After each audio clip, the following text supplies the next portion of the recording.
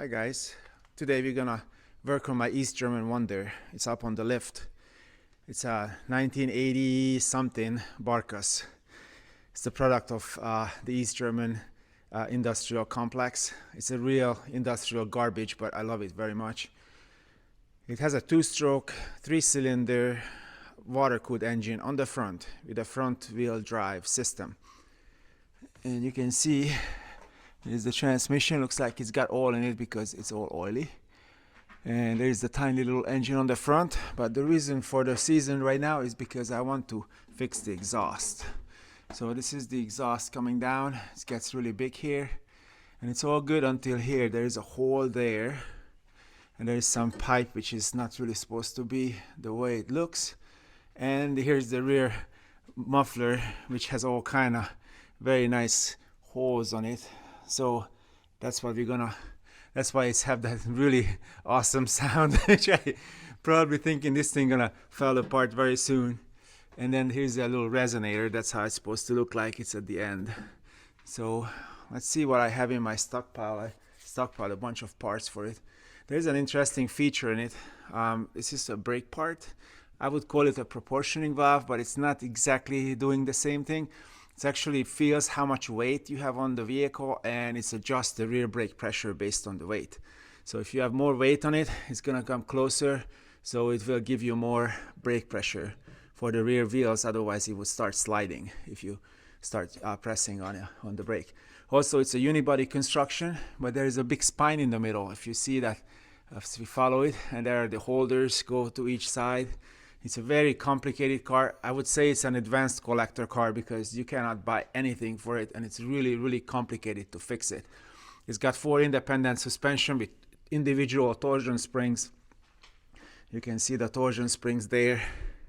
And even in Europe, you pretty much can't find anything for this thing. So I have a bunch of parts which I really do not want to share because every single one of them came back with me in my suitcases.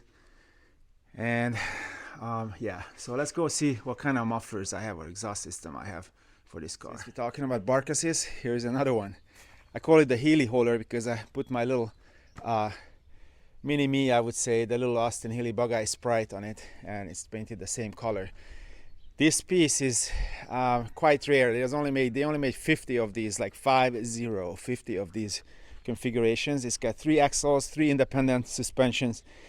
All of them has torsion springs on it, but this is like a display item. I put the Bug-Eye Sprite or some East German car I have on it and take it out for a car show or something. As we enter into my barn, here's the ultimate oxymoron, a Trabant race car. This car actually been to Monaco, the historical Monte Carlo rally. So this is the real deal, and it lives in a bubble protected from all the bird shit. A 77 Mercury and a 56 Buick wagon. But now we're gonna go up and then see what we have up here. Alright, got a bunch of Trabant seats, Trabant fenders, a couple Model T parts and other Barkas Trabant parts. And look at this. I think I have 2 new exhaust systems here for Barcases. Let's take it down to the shop and see how they line up. Well, looks like I got a complete exhaust system here. There's the front piece, the front muffler. There's the pipe in between, the rear muffler, and the resonator for the back. So now we're just gonna have to find clamps and need to find hangers. So let's see how many hangers do we need. There's one in the back. It's not even in bad shape, so that's 1. This one's supposed to be a different kind, so that's 2. And in the front, I don't think I can do anything with this, so I guess we just need 2. Well, let's go up to my parts department and see what can we find. So I still gotta organize all these parts, but some of my Barkas parts are organized. So here's a box, and in this box we got a whole bunch of these. So this is what the hanger is, what we're gonna need. I found this box with my old parts. This one is a very rare piece. This is the one that holds the front muffler together. They always disintegrate. Then I got several of these clamps, and I got these ones. There are 2 different versions. One is the straight one, and the other one is a 90-degree one, but I'm not even sure if I have it in this box. And then the small one is for the Chubbies. I'm pretty sure I can find enough parts to put that exhaust system together from this. You guys may have seen my previous video where I was talking about the future of the Trabant parts. And there I went to a friend of mine who is actually manufacturing these exhaust systems for this Barkas and for the Chubbies. And on that one, you can see how they put this front muffler together. It's very interesting. All right, now we hanged out enough under this Barkas, so it's time to actually start doing something and start removing the old system. So we cut it off in the back. At the middle, we're releasing the holder up there. And then the very front, we already have the front holder off, and it's so stuck in this manifold that it's really hard to get it off. But we're gonna move the whole system and then it will come out. Yeah, he was moving out the last pieces of that bolt, and it will come right off, hopefully.